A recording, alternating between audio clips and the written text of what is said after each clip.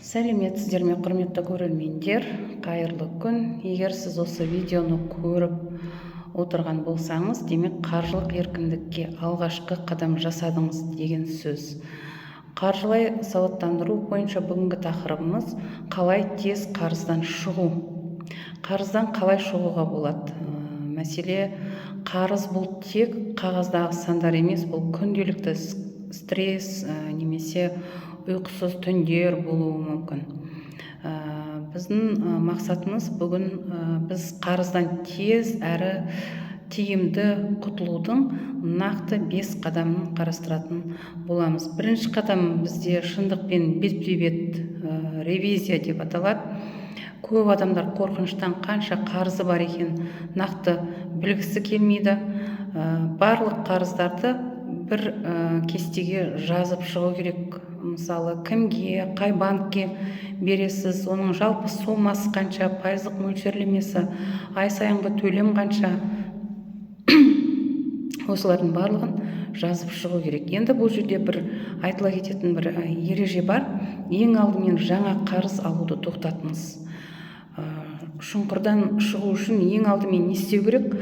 Қазуды тоқтату керек. Және бізде екінші қадам екі негізгі әдісті таңдау. Бұл жерде қарызды өтеудің әлем мойындаған екі стратегиясы бар. Қар кесегі деп аталады. Біріншісі сноуболл әдісі. Бұның мәні ең кішкентай қарыздан бастап төлеу. Кішігірім жеңістер сізге мотивация береді. Психологияңызға солай әсер етеді.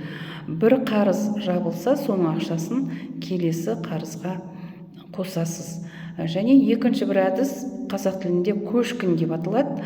Avalanche деп аталады. Оның мәні ең жоғары пайызы бар қарызды бірінші жабу. Бұны қалай есептейді? Бұның есебі, бұл әдіс артық төлемді азайтып, ақшаңызды үнемдейді. Және бізде үшінші қадам бар, шығындарды оңтайландыру. Қарызды тез жабу үшін еркін ақша керек. Оны қайдан аламыз? Мысалы, ұсақ түйек шығындарды қарастырайықшы. Күнделікті кофе, сырттан тамақтану және әртүрлі фитнес жазылымдар, осының барлығын тоқтатып, ақшаны қарызға бағыттау керек. Және бізде төртінші қадам бар, табысты арттыру. Тек үнемдеу мен қарыздан тез шығу қиын. Сондықтан бізге не керек? Қосымша табыс керек. Мұғалім болатын болсаңыз, мысалы, репетиторлықпен айналысуға болады. Такс, фриланс дегендер бар. Немесе екі заттарды сату, ескі заттарды сату, Каспий KZ арқылы, OLX арқылы, қазір көп қой, интернет-магазиндер арқылы сатуға болады. Бұл жердегі мақсат қосымша тапқан әрбір теңге тек қарызды өтеуге жұмсалуы керек.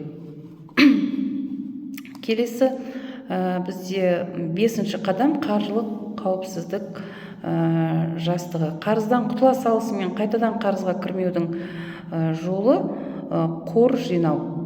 Кенеттен ауырып қалсаңыз, немесе көлік бұзылса, тағы несие алмас үшін кем дегенде 3-6 айлық шығыныңызды жабатын қаражат жинап қою керек.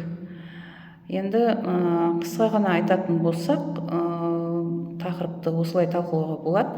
Қарыздан құтылу дегеніміз бұл марафон, спринт емес. Шыдамдылық танытыңыз.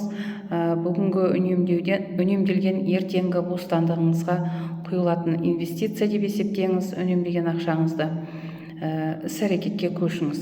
Дәл қазір қағаз алып, қарыздарыңызды тізіп, жазып шығыңыз.